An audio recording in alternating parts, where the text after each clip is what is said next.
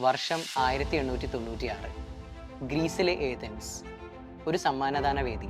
4 വർഷം കൂടുമ്പോൾ നടക്കുന്ന അന്താരാഷ്ട്ര കായികമേളയായ ആധുനിക ഒളിമ്പിക്സിന്റെ ആദ്യ സമ്മാനദാനമായിരുന്നു അവിടെ നടന്നത്.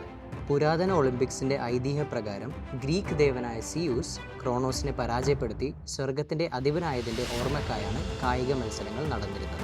അതിലൊരു ഓട്ട മത്സരത്തിൽ സിയൂസിന്റെ മൂത്ത പുത്രനായ ഹെറാക്കിൾസ് തന്റെ സഹോദരന്മാരെ പരാജയപ്പെടുത്തി ഒന്നാമതെത്തി. അന്ന് വിജയിയായ ഹെറാക്കിൾസിനെ കാത്തിരുന്നത് കാട്ടൊലിവിന്റെ ചില്ലകൾ കൊണ്ട് നിർമ്മിച്ച ഒരു കിരീടമായിരുന്നു. എന്നാൽ ഇന്ന് 2024 പാരീസ് ഒളിമ്പിക്സ് കൊടിയേറുമ്പോൾ അതിൻ്റെ രീതികൾക്കും നടത്തിപ്പിനും മാറ്റമുണ്ട്.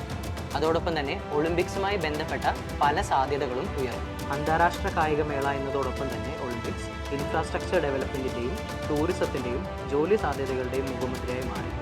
ഒളിമ്പിക്സ് നടക്കുന്നതിന് വർഷങ്ങൾക്ക് മുമ്പ് തന്നെ ആതിഥേയത്വം വഹിക്കുന്ന രാജ്യം അതുമായി ബന്ധപ്പെട്ട പ്രവർത്തനങ്ങൾ ആരംഭിച്ചിരുന്നു. 2032 ഒളിമ്പിക്സിനായുള്ള പ്രിപ്പറേഷനിലാണ് ഓസ്ട്രേലിയയിലെ ബ്രിസ്ബെയിൻ. ഇവിടെ സ്പോർട്സുമായും അല്ലാതെയും ബന്ധപ്പെട്ട് പല ജോലി സാധ്യതകളും ഉയർന്നു വന്നിട്ടുണ്ട്. പ്രധാനമായും സ്പോർട്സ് റിലേറ്റഡ് ആയിട്ടുള്ള മാനേജ്മെൻറ്റ്, അനലറ്റിക്സ്, മാർക്കറ്റിംഗ് തുടങ്ങിയ ജോലികൾ, കൂടാതെ ഇൻഫ്രാസ്ട്രക്ചർ ഡെവലപ്മെൻറ്റുമായി ബന്ധപ്പെട്ട ജോലികൾ, engineering, hotel and tourism, medical, insurance and finance related ജോലികൾ, ഇങ്ങനെയുള്ള നിരവധി ജോലികൾ നിങ്ങൾക്കായി കാത്തിരിക്കുമ്പോൾ എങ്ങനെ ഇതിലേക്ക് എത്തിച്ചേരാം? Engineering, hospitality, medical courses including paramedical courses, actuarial science തുടങ്ങിയവയിൽ ബാച്ചിലേഴ്സ് ഓർ മാസ്റ്റേഴ്സ് ഡിഗ്രി ഓസ്ട്രേലിയയിൽ പഠിച്ചുകൊണ്ട് നിങ്ങൾക്കും ഓസ്ട്രേലിയയിൽ ഒരു നല്ല ജോലി കരസ്ഥമാക്കാം.